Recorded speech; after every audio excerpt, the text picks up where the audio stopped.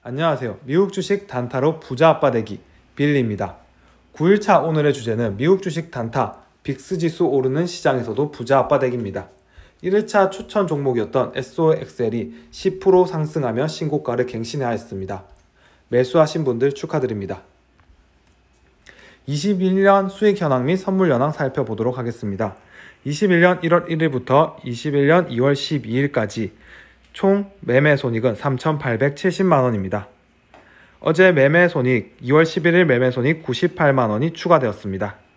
예수금 현황은 현재 저의 자산에서 8% 3,400만원 남았습니다. 예수금의 비중이 계속 줄어드니 제 마음도 초조해지네요. 자, 오늘은 이렇게 선물 지수를 가지고 온 이유에 대해서 설명해 보도록 하겠습니다.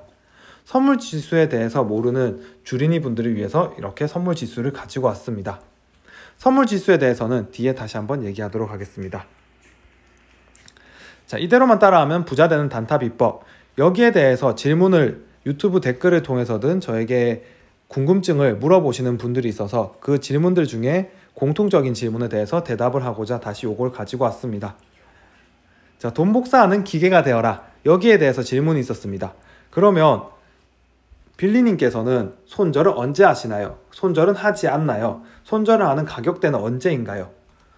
저 같은 경우에는 손절을 이때까지 딱 2번 했었습니다. 큰 돈 손절 같은 경우에는 제가 급등주를 2번 탔었다가 실패를 했었죠. 제 영상을 계속 보신 분들은 아실 겁니다. 제가 급등주의 위험성을 한번 얘기할 때, 그리고 급등주 위험성 얘기하고 그 다음날 이렇게 2번 급등주로 인해서 피해를 봤었습니다. 저는 급등주를 탔을 경우에는 그 종목에 대한 믿음과 신뢰가 없습니다. 급등주를 타는 날에 저는 여러분들과 마찬가지로 그 종목에 대한 믿음과 신뢰와 가치를 보고 투자하는 것이 아니라 사람들의 과도한 수요와 그리고 폭등하는 주가를 보며 돈을 벌기 위해서 단순히 접근합니다. 그런데 그 주식이 갑자기 곤두박질 친다. 그러면 멘탈이 무너져 내리죠. 그리고 급등주를 타게 되면 최고의 단점은, 저는 그런데 여러분들도 그러실진 모르겠지만 차트를 계속 들여다봅니다. 1분 봉을 계속 보고 호가창을 계속 보고 그 주식에서 손을 떼지 못하고 다른 종목에 대해서 보지 못합니다. 평상시에 저는 여러 종목을 돌아가면서 살펴보고 그리고 계속해서 뚫어져라 보지 않습니다. 왜냐하면 그 종목에 대한 믿음이 있고 정 안되면 존버하지 뭐 이런 마음이 있기 때문입니다. 하지만 급등주 같은 경우에 떨어지면 감당이 안됩니다. 믿음이 없기 때문에. 그래서 저는 급등주를 타는 경우에는 그날에 정리가 안 된다면 손절합니다. 다음날 또 떨어지면 감당할 자신이 없기 때문입니다. 급등주가 아니라면 웬만하면 손절하지 않으려고 합니다. 왜냐하면 그 기업에 대한 가치와 미래 성장성을 보고 투자했기 때문에 기다려준다면 오를 것이라고 보기 때문입니다.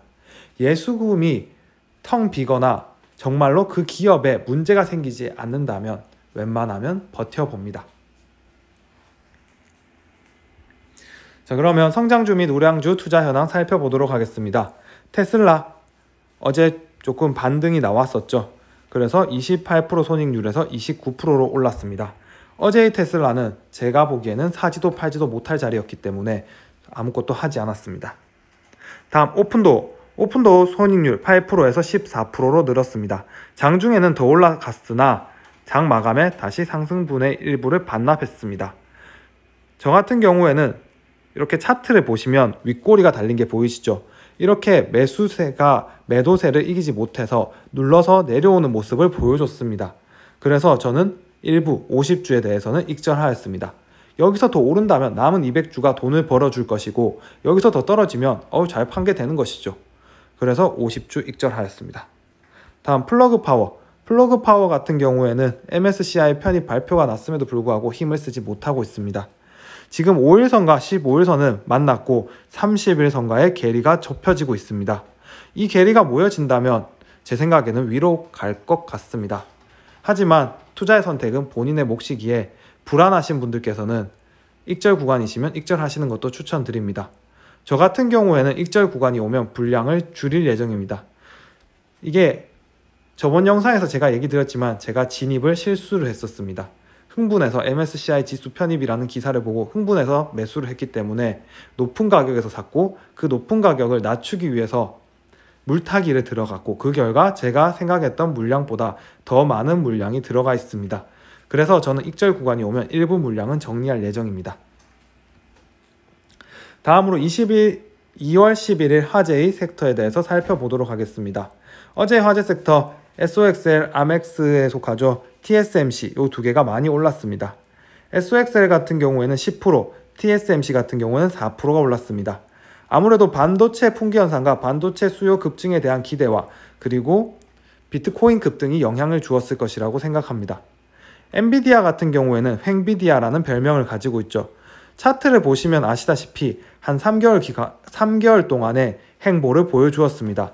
저 같은 경우에도 520불이네요. 520불에 물려 있었는데 저는 그 기회비용이 아까워서 손절하고 테슬라에 넣었습니다. 그 결과론적으로는 행복했죠. 그런데 이제 엔비디아가 다른 모습을 보여주고 있습니다. 폭등을 했죠. 자, 이게 횡보하게 되면 기가 모이게 됩니다. 5일자 15일선, 그리고 30일선, 그리고 60일선까지 다 겹쳐 있는 게 보이시죠? 이렇게 에너지가 모이게 되면 호재가 터진다면 위로 솟아가는 힘을 받게 됩니다.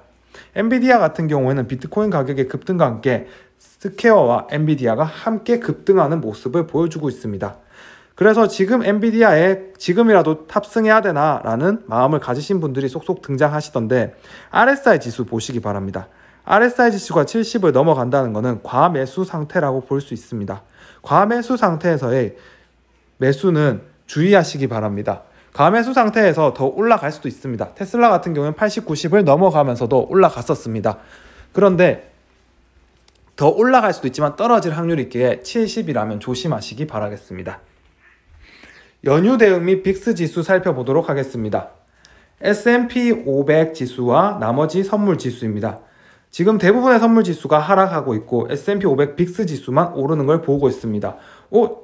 오르고 있어? 그러면 좋은 거네 라고 생각하실 수 있습니다. 처음 보시는 분들은.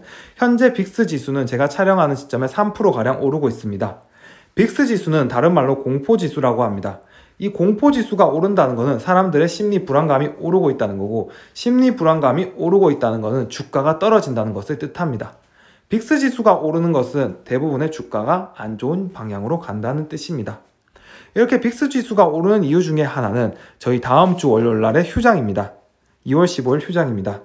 2월 15일 휴장이라는 것은 사람들의 마음에 불안감을 조성할 수 있습니다.